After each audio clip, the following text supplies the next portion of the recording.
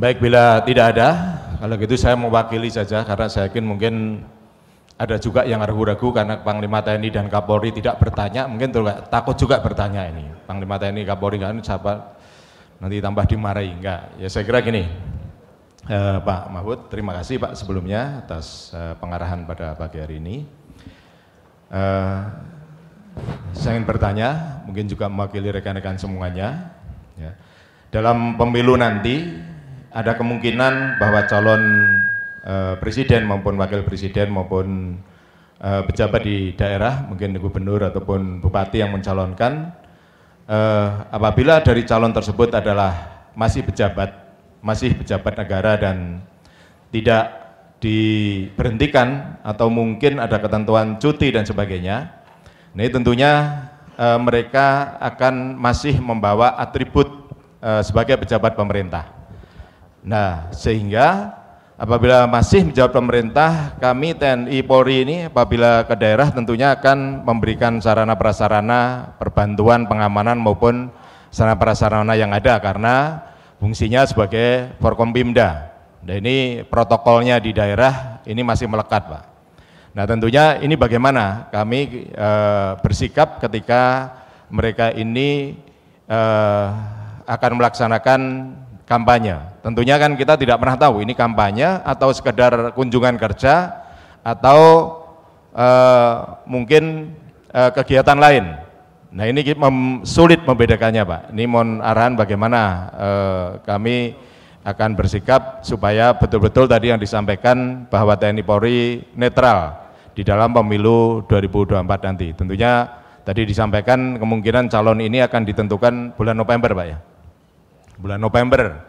Nah, setelah itu kan masih yang bersangkutan tentunya mungkin ada calon yang masih menjabat. Nah, bagaimana Pak tindakan kami untuk menyatakan bahwa kami ini betul-betul netral, Pak. Demikian. Terima kasih, Pak. Baik, Pak. Sebenarnya, Pak, kalau untuk pilkada pemilihan kepala daerah itu tidak ada masalah karena nanti pada akhir tahun ini semua kepala daerah yang sekarang ada ini itu berhenti untuk ikut pemilihan tahun 2024 kalau mau ikut lagi, sehingga yang ikut di tahun 2024 untuk pilkada itu sudah bukan incumbent, sehingga itu lebih mudah lah dihadapi. Nah, adapun untuk tingkat presiden dan menteri sekarang aturannya itu sudah lebih eksplisit. Presiden, wakil presiden, calon wakil presiden dan calon presiden yang sedang menjabat presiden atau wakil presiden atau menteri itu tidak harus berhenti. Itu aturan yang sudah ditetapkan. Ya mungkin ada orang kok gitu aturannya, ya kok gitu karena itu yang disepakati kan. Aturan seperti itu DPR, KPU, pemerintah sudah membicarakan itu. Mereka tidak berhenti dari masa, tapi melakukan cuti, jelas dengan cuti. Hari ini sampai misalnya 3 hari saya cuti. Oleh sebab itu ketika dia cuti untuk kampanye itu harus betul-betul dari atribut-atribut jabatannya. Tidak boleh dikawal oleh polisi. Pokoknya jangan menggunakan fasilitas umum juga, jangan menggunakan fasilitas umum yang itu.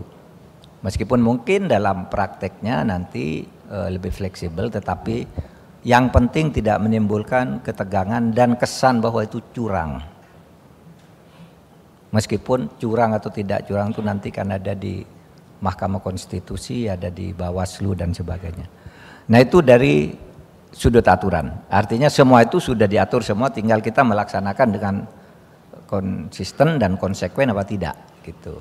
Termasuk calon-calon DPRD, DPR yang mau calon lagi dan sebagainya, itu semuanya sudah diatur. Misalnya kalau mau calon menjadi kepala daerah ya jangan di DPR dong gitu.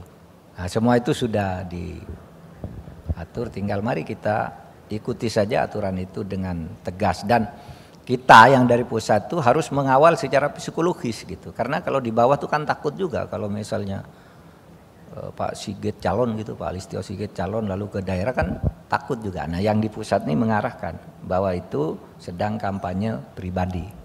Gitu aja. Gitu aja, Pak. Makasih.